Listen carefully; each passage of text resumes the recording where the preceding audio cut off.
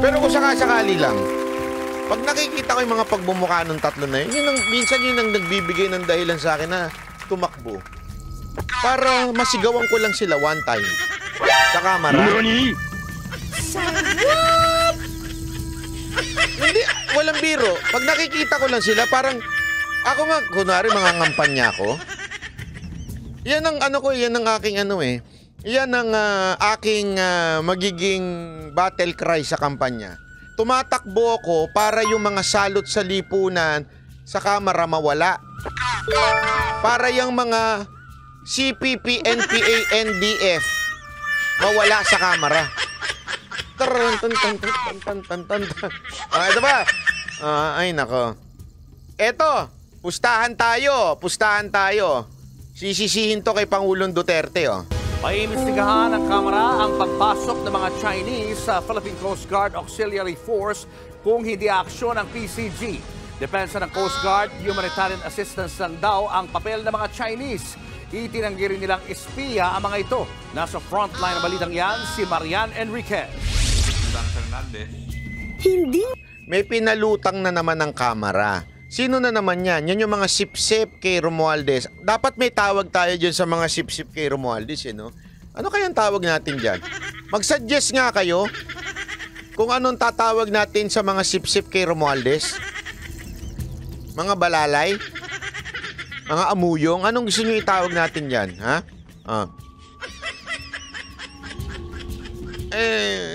Ano ha? Sabi nito ni Eat Abroad, dati akong TBJ defender. Mga tambalalay. Oo, mga tambalalay. Tama, gusto ko yan, tambalalay. Mga tambalalay, ayan na naman, may bago na naman silang kesyo meron daw mga spy sa PCG na mga Chinese, mga nakapasok. Totoo ba to? Totoo bang may nakapasok na mga Chinese at naging opisyal ng Coast Guard? Ganun kasi yung pinalalabas nila eh.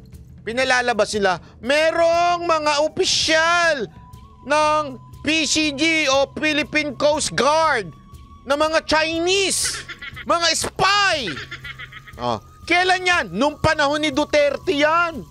Magkapaniwala ang mga kongresista sa naungkat na impormasyong may 36 na Chinese na nakapasok o na-recruit sa auxiliary force ng Philippine Coast Guard. The agency na involved sa pagprotekta ng West Philippine Sea para... O tingnan niyo na sino namumuno. Ang mga tungok. Ay, tungok.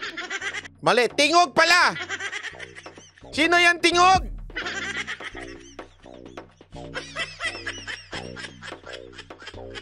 Asawa ni Speaker. So anong tawag natin sa kanila? Tambalalay. Magkasundo na tayo ha, tambalalay na, wala nang ibang tawag ha. Tambalalay. Double whammy naman tayo doon, di ba? Naks naman, double whammy, baka double rice. Hindi double whammy, double rice sa tingin ko. Sa tindi ng pang double rice ka. Mga tambalalay. Sila nakapasok? Sino yung mga nagpahintulot? Who turned a blind eye? Nako, ayan na. Who turned a blind eye? Sino nagpahintulot? Sino target? Si Duterte na naman. Ayos kayo mga tambalalay ah. Sa pagdinig kahapon, lumabas na bagamat delisted o inalis ng mga ito sa ahensya, nangangambang mga mambabatas na... Isipin nyo inalis na ito mga to, pero hinuhukay pa rin nila. Para pala kay mga jowang hindi makamove on sa mga ex. Gago! Yung gusto nyong pang, kailangan may closure. Anong closure yun? Closure ng ek-ek? Hindi kasi may mga ganyan yung mga hindi makamove on sa ex. Yung bigla-bigla na lang naghiwalay sila nung jowa niya. Tapos, hindi man lang ako nakahuling hirit. Yung may plano pa akong gawin eh. Hindi ko nagawa. Yung huling hirit ba? So, ayaw sa closure. Kailangan, hindi pala ayaw sa closure. Kailangan mag-closure muna. Kailangan magkita muna. Hindi makamove on. Nag-away na nga kayo, gusto mo pa magkita, tapos kunwari closure, pero sa totoo lang, tsuktsakan lang din yun. Gago! Di ba? May pa ganun-ganun pa sila. Parang ganito, hindi makabubun to mga to. Wala na nga eh. Wala na yan ha. Wala na yung mga lintik na Chinese na yan. Bakit? Ilang araw nilang hinukay to. Ilang araw nilang sinalsal sa balita to. Na obvious ko yan. Lahat ng media sumalsal dyan. Mga 2-3 araw. Pati yung mga vlogger, sinalsal yan. Oh, di ba Mark Models of Manila? Oh, may mga Chinese.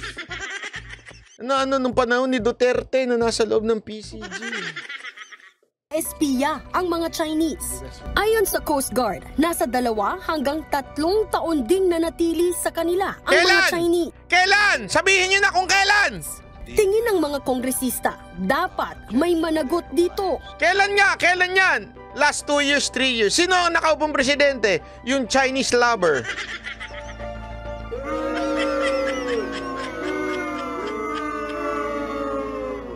Napaka-obvious ito, no?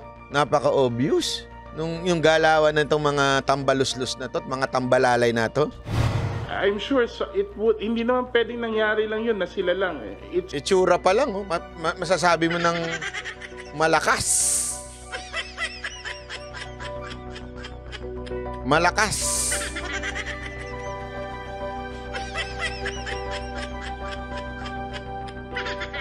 Matakaw. Busog na busog. Saan? It's not what we can consider an honest mistake. I'm sure the concealment is something that's malicious, and that is a serious threat to Concealment? If there is a concealment, how did you know? Gago! Hindi. If there is a concealment, kaya nga daw malicious eh. Kasi there is a concealment. Tinago. Kung tinago, bakit mo nakita?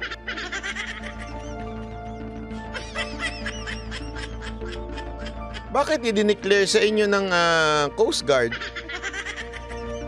Baka yung liig mo ang tinago. Ay, sorry. Narot naman kasi. Hirit pa ng hirit eh. Huwag ka nang humirit ang ganyan. Napakaano mo naman eh. national security.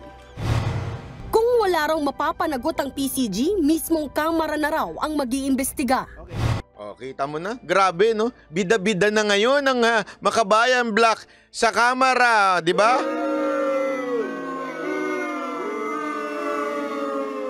Sila na ngayon ang parang siga-sigaan sa kamera. Tingnan nyo, mga tuwang-tuwa ang mga animal, oh.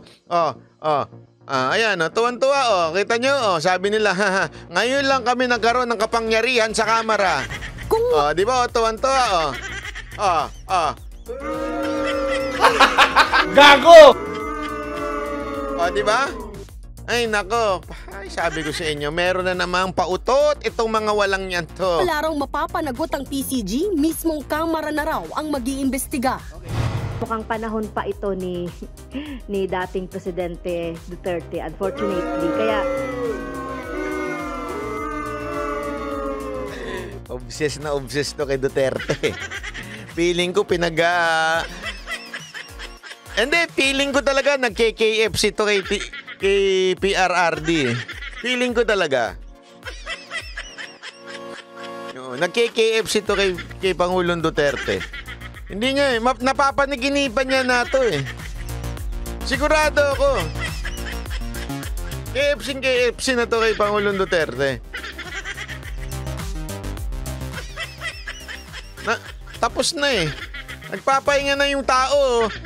Si PRRD pa rin talaga sinisisi mo Alam nyo, eto para lang sa kaalaman ninyo. Sa kasaysayan ng bansang Pilipinas, etong CPP, NPA, NDF, kontrabida talaga yan. Pero kanino sila kontrabida? Tanungin ko kayo, kanino sila kontrabida? Doon sa administrasyong laging nakaupo. Yan ang kasaysayan nila. Hindi na nagbago yan. Panahon pa ng ni Kopong-Kopong. Baka nasa sa pupunan pa lang si Enrile. Yun na ang kanilang mandato, guluhin ang nakaupong presidente. Ngayon lang, nangyari na ang ginugulo nila yung nakaraang presidente pa rin. Never nilang kinantil itong presidenteng nakaupo. Ano tawag nyo dito? Mga makabobo. Ano makabobo? Kayo nang bahalang mag-explain. Si Makagago, alam niyo si Makagago, di ba? Ano siya?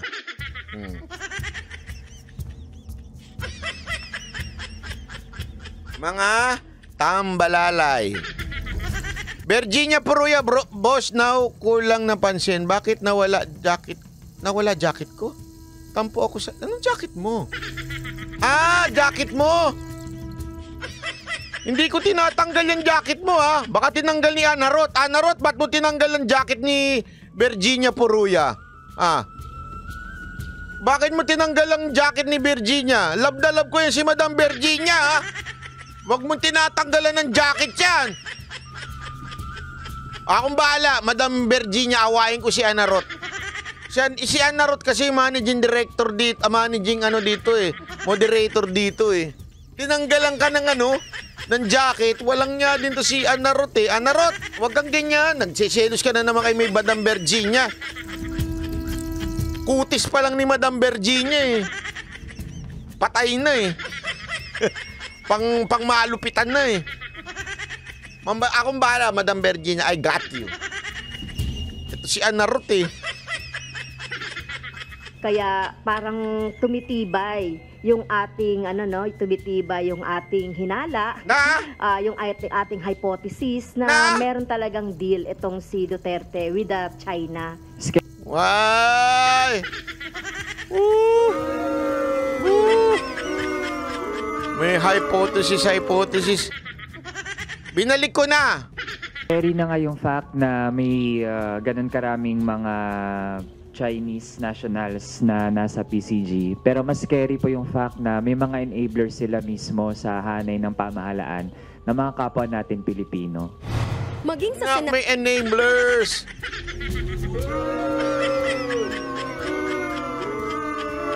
Hindi, pero alam mo sa totoo lang, isa siguro kung sakasakali pero malabo sa posible ito. Pero kung sakasakali lang, pag nakikita ko yung mga pagbumukha ng tatlo na yun, minsan yun ang nagbibigay ng dahilan sa akin na tumakbo. Para masigawan ko lang sila one time. Sa kamera. Hindi, walang biro. Pag nakikita ko lang sila, parang ako nga, kunwari mga ngampanya ko. Yan ang yan ang aking yan ang aking magiging battle cry sa kampanya. Tumatakbo ako para yung mga salot sa lipunan sa kamera mawala. Para yung mga CPP, NPA, NDF mawala sa kamera. Yan ang dahilan kung bakit po ako tatakbo. Yun lang. Walang biro Kasi dapat talaga mawala. Isipin mo they are part of CPP, NPA, NDF. Alam naman natin yan. Sino nagsabi niyan? Si Joma Sison na mismo nagsabi. Pinangalanan niya lahat ng front nila. National Democratic Front. Kasamahan nila yan. Magkakasama sila. Sinabi na nga CPP, NPA, NDF eh. Magkakasama ho sila. Ba't pa nila, hindi ko nga maintindihan, deny sila ng deny, si Joma mismo nagbanggit sa kanila. Kaya nga ang sinasabi nila, red tagging. No, we are not red tagging you. We are just identifying you according to your boss that you are member of this NDF. Anong red tagging? Ang hindi ko maintindihan, bakit pa pinasasahuran ng taong bayan, mga yan? Salot sa lipunan. Tapos papasahuran natin, tax natin. Kayo nga pumapayag kayo na si Makabobo, tax natin ang pinapakain sa...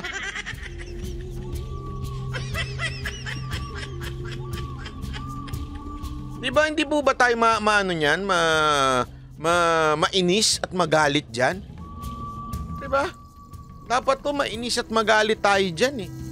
Mantakin mo. Kaya, alam mo, maniwala ko kayo, yan lang ang dahilan. Kung sakasakali pero hindi po. Kung sakasakali lang talagang tumakbo ko, yan ang magiging ano ko. Yan ang magiging battle cry ko. Para mawala itong mga CPP, NPA, NDF na mga party list sa Kamara. Dahil buwis natin, pera natin, napupunta sa kanila. Sino ho ba sila? Salot ho sila sa lipunan. Salot. Ha? Malinaw ho yun. Tapos na andyan sila. Anong ginagawa nila yan dyan? Pag-aaralan na rin daw na imbestigahan ito. Ayon mismo kay Senator Bato de la Rosa, wala man daw itong threat sa national security, pero meron daw itong epekto sa ating national pride. Hindi raw magandang pinayagan magsuot ng uniforme ng ating mga Coast Guard ang mga Chinese. Sa akin lang, hindi maganda. Hindi maganda dahil hindi naman sila Pilipino. Bakit bigyan natin sila ng opportunity na makasuot ng uniform? Ito naman si Bato, sana inalam mo muna sa Coast Guard kung talagang pinagsuot sila ng uniforme. Bato naman. Pakinggan mo yung sinabi ng Coast Guard kung pinagsuot sila ng uniforme, ha? Uniforme ng Philippine Coast Guard. Itinanggi naman ng Coast Guard ang akusasyong espiya ang na-recruit ng mga Chinese. Pakinggan nyo kung anong papel nito mga Chinese na ito. Pakinggan nyo, ha? Humanitarian assistance lang daw ang partisipasyon ng mga ito at wala ng iba. Itong mga Chinese businessman na na-recruit po ng Philippine Coast Guard Auxiliary ay walang anumang partisipasyon po sa operasyon ng Philippine Coast Guard. Ang trabaho lang po nila ay pagka po may mga humanitarian assistance at sila po ay nagbibigay ng mga donasyon. Wala po tayong matibay na basihan para maakusahan silang mga Chinese spies. Hindi rin sila nakakapasok sa mga areas kung saan meron kaming mga operations at meron kaming mga dapat na ingatan. Pero, di ba, eto hindi ko sa kinakampihan yung Coast Guard. Kaya lang kasi, yung sinasabi ng Coast Guard, they are just there as humanitarian. Ibig sabihin ng humanitarian, pag may problema, merong sakuna, hihingan nila ng pera. Hindi. Ang pangit naman ng hihingan ng pera. Tumutulong lang ito mga Chinese businessman. Tumutulong lang sila. Kaya sila parang, alam mo yun, parang inadapt. Something like that. Pero wala namang sinabing pinagsusuot sila ng uniforme. Wala namang sinasabing nakakapasok sila sa base o di kaya sa kampo ng mga PCG. Walang ganun. Unless there is a proof or any evidence presented na nagsusuot sila ng uniforme. O di kaya pumapasok sila sa loob ng operasyon ng PCG. Unless there is a evidence. Sabi nga ni Fort Tupas, kapag humanitarian, parang Red Cross lang yan. Correct! So pipigilan natin ng Red Cross na galing sa ibang bansa like Amerika, halimbawa. Dahil lang, ayaw natin silang alam mo yun, di ba, tandaan nyo ang Red Cross, sumasama yan sa mga military. Pag merong sakunan nagaganap, sumasama sila, sinasamahan sila ng military para mamigay. Tumutulong, ika nga. Ganon lang ang ginagawa. The same, ganito yung ginagawa ng PCG. Ito mga Chinese na businessman, nagkataon lang kasi, Chinese.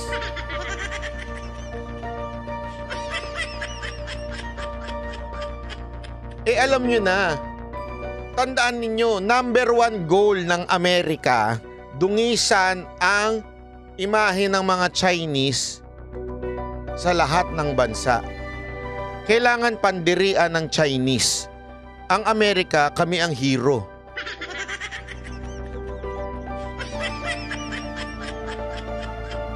Yan ang totoo. Hindi, yan ang goal nila eh.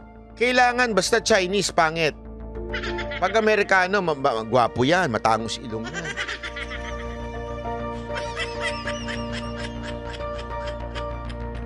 Sabi naman ni Alicia, mas magaling kung wala sila dyan. Mabuti na yung ingat espiya. Ayan na po yung espiya.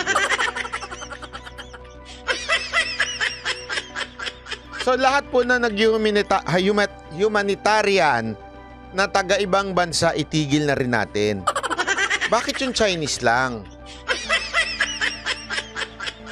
Hindi galit ako sa mga Chinese na mabababoy, lalo na yung mga nasa Pogo. Pero mali naman kasi yun, racist naman po kasi yun pagka tiningnan na kagad natin ng isang lahi na, hindi, basta Chinese, kontrabida yan, spy yan.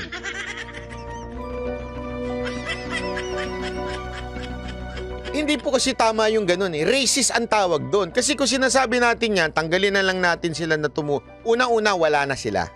Linawin natin Kaya nga, di ba, example ko kanina, etong mga congressman naghahanap na lang ng maibabato kay PRRD. Wala na sila. Linawin natin, wala na sila. Pero itong mga negosyante na ito'y tumutulong lang. Pag merong mga relief ang PCG. Ganon din sa ibang mga foreign organization na tumutulong lang sa military natin. Pero it doesn't mean membro sila ng military. Ang linaw ho nun, walang ganun. Kinukulayan lamang po nitong mga tambalalay na to. Yung mga alalay ni Tambaloslos. Para sisihin ng mga Duterte. At pag sinisi si Duterte, sabit si BP Sara Duterte para masira ang pangalan ni BP Duterte at umangat ang kanilang peking Panginoon.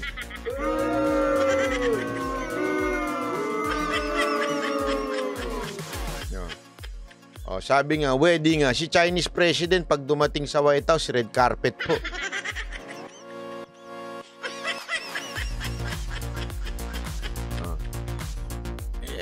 Eto nga galit na galit sila dyan Pero, ang Amerika, ilan ang base di sa Pilipinas, dinagdagan pa.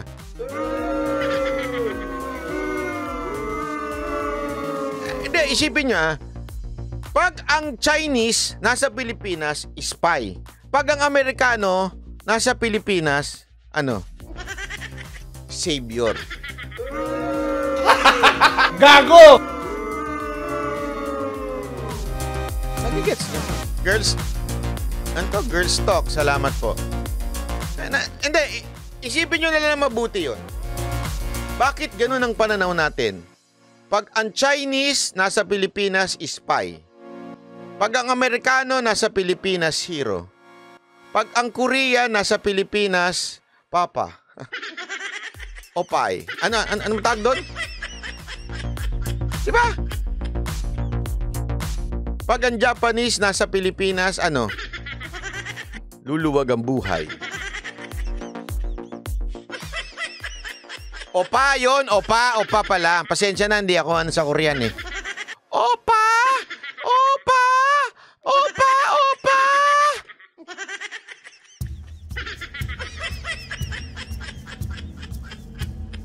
Hindi, isipin nyo lang kung bukas ang pag-iisip ninyo, bakit ganon ang Pilipinas?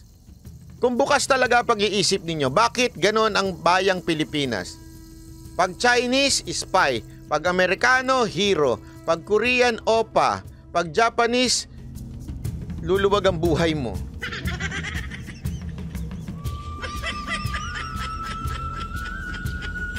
Diba? Para sa isang security expert, banta pa rin ang mga Chinese. Ano man yung involvement or non-involvement nila, the mere fact na may nakapasok, infiltration pa rin, threat pa rin ang pagtrato natin sa Bakit hindi nyo itanong dito sa security expert, paano yung may Amerikanong may base sa atin, sa Pilipinas? Anong tawag nyo doon? Nandito military nila Anong tawag nyo doon? Savior. Sige. Para naman sa para lang sa ikakapanatag ng inyong puso, meron akong ipi-play sa inyo na napaka-importante. Okay, sandali Ito ay, ano ho ba ang maaasahan natin sa Amerika? Bakit hindi ko nailagay dito yung animal na yun? Wait lang Ito. Eto, pakinggan. Hindi basta-basta lang. maikakasa ang mutual... Wait lang. Mais ka dyan. Wait lang. Wait lang. Nakakalimutan ko eh. Kasi since mahal na mahal natin ng Amerika, love na love natin sila that they are the heroes of the Philippines. Sila ang magliligtas sa ating bayan. Tanungin nga natin sila kung sila po ba ay ikakasa o sila ba ay tutulong sa atin through the Mutual Defense Treaty. Mutual. Di ba meron tayong Mutual Defense Treaty? Alam niyo yun? Natutulungan nila tayo, di ba? Tingnan nga natin kung makakatulong ba ang Amerika sa Pilipinas.